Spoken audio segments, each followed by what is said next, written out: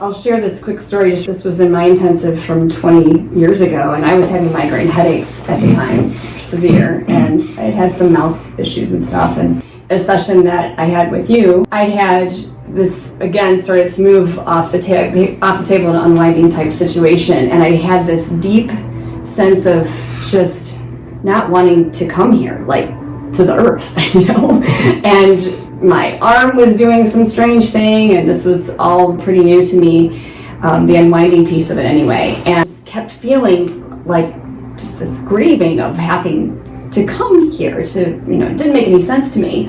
But you, after that session, picked up, you said, "Do you know anything about your birth?" Like, I didn't say anything to you about what was going on in my head, and what I was doing, it must have looked like a birthing type of experience, and I said, "I really don't." So you said, "You might want to ask your mom about that when you get a chance, see if she remembers anything." So I got off of the table and I was getting dressed. I looked in the mirror and there was a big red mark in the middle of my forehead, right here. I'm like, that's odd. Like, you weren't touching my head. And I asked my mom, "Do you remember anything about my birth?" And she said, "Well, back then they knocked us out, so I don't really remember that much, but I know that they had a hard time getting you out and they had to use forceps.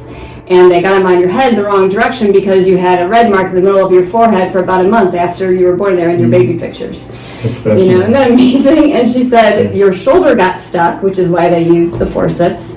And so hence the sensation I had with that arm during the treatment." And I remember just being speechless when talking with my mom, just like, wow, okay, so that makes sense. And of course, within an hour or so, that red mark went away. But that was a real aha moment for me. Yeah. And I wouldn't have experienced that without intensive treatment, I'm sure. Yeah. A lot of mothers were anesthetized, and then, of course, the baby was anesthetized, too. Ah, yeah. So we see that a lot. And then sometimes you'll feel the anesthesia, even though the birth was 10 or 20, 30 years ago. Mm-hmm. You'll feel the smell of anesthesia pouring out of their mouth or off their skin. Mm-hmm. It's pretty wild, We've had a lot of people that have red marks show up around their neck where the umbilical cord had gotten stuck, choked the child.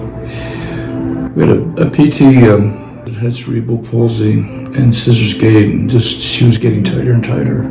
She was referred to us because her pain was increasing. So one day she said, "Gee, I've heard of this unwinding. Could I try it?" So I said, "Sure." So she went into an unwinding. She went back into being in her mother's belly. Memories that. And I think we all have memories there too. That's something else to consider. Because we've had a lot of people that when they returned to the womb, they remember their mother and father fighting, or the feelings of not being wanted. They're born unloved and unwanted, and they struggle with that for years until they get treated. But anyway, she had quite a struggle with her unwinding. And while she was unwinding, a big red welt showed up around her neck. And when she got done, her scissors gait reduced by 50% instantaneously. She was walking much better. Within a couple of days, most of her pain was gone.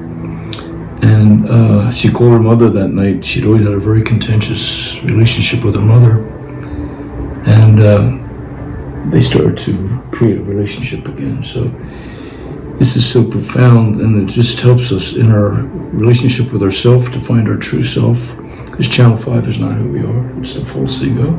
It's who society told us to be. Mm-hmm. And relationships with other people too.